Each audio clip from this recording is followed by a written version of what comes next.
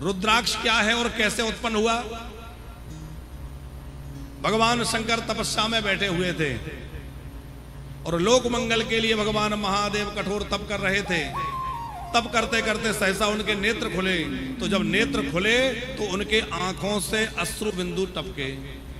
वो आंसुओं के बूंद भगवान महादेव के नेत्रों से गिरे। तो जब वो पृथ्वी पर गिरे तो उनसे वृक्ष उत्पन्न हो गया। उसी वृक्ष में जो फल लगे वो रुद्राक्ष कहलाए। रुद्र की अक्ष से आंख से वो उत्पन्न हुए, इसलिए नाम पड़ गया रुद्राक्ष। रुद्र की आंखों से वो जल गिरा। ये रुद्राक्ष भगवान शंकर को बड़ा प्रिय है।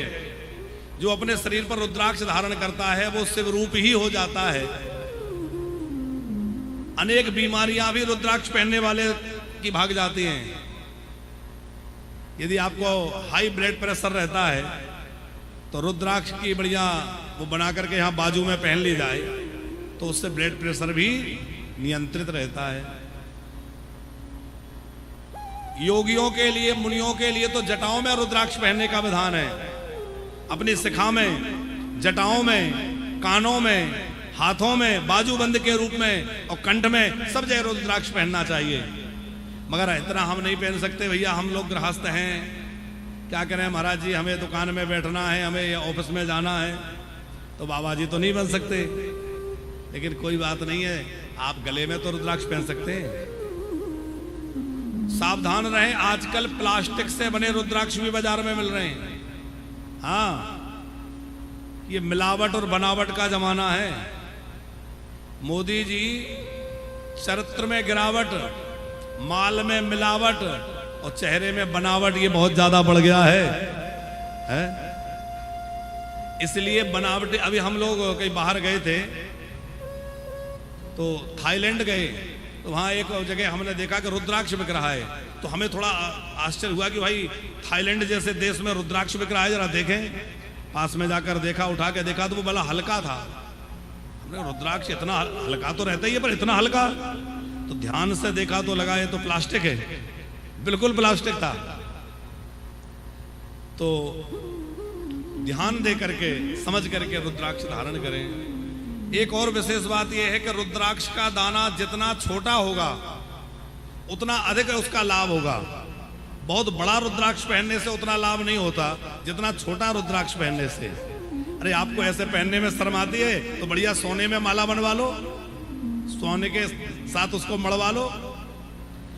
तुलसी को भी सोने में बनवा सकते हैं। अच्छा एक बात बताओ, सोना पहनोगे तो किसकी नजर रहेगी? हमारे एक संत कह रहे थे, बोले सोना पहनोगे तो चोर की नजर रहेगी और यदि तुलसी पहनोगे तो चितचोर की नजर रहेगी। चितचोर कौन है? हमारे कन्हैया।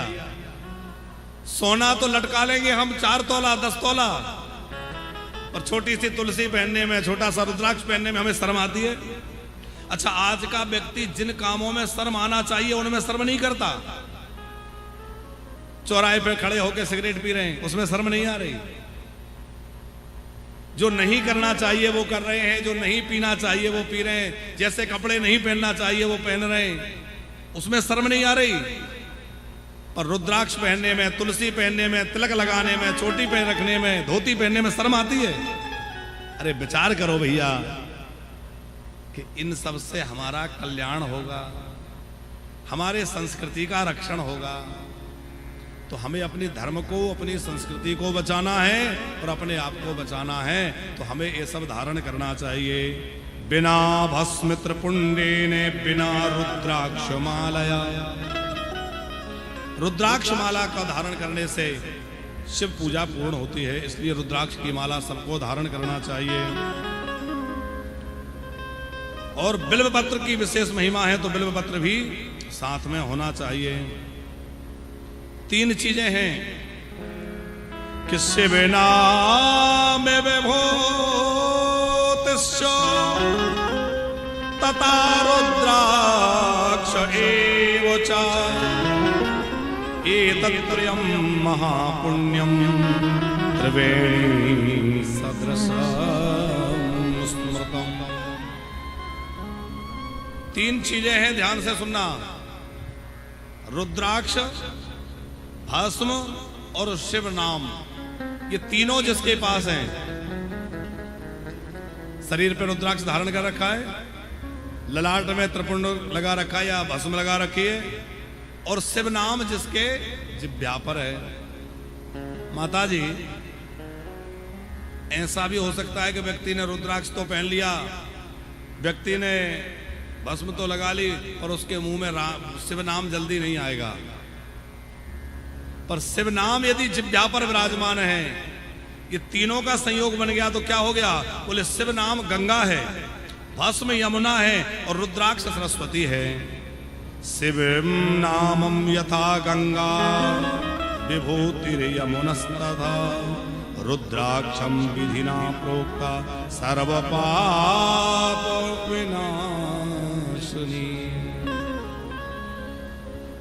जिसके मुख पर शिव नाम है, जिसके ललाट पर त्रिपुंड है, भस्म है, और जिसने रुद्राक्ष पहन रखा है, वो चलती फिरती तीर्थराज प्रयाग बन गया है।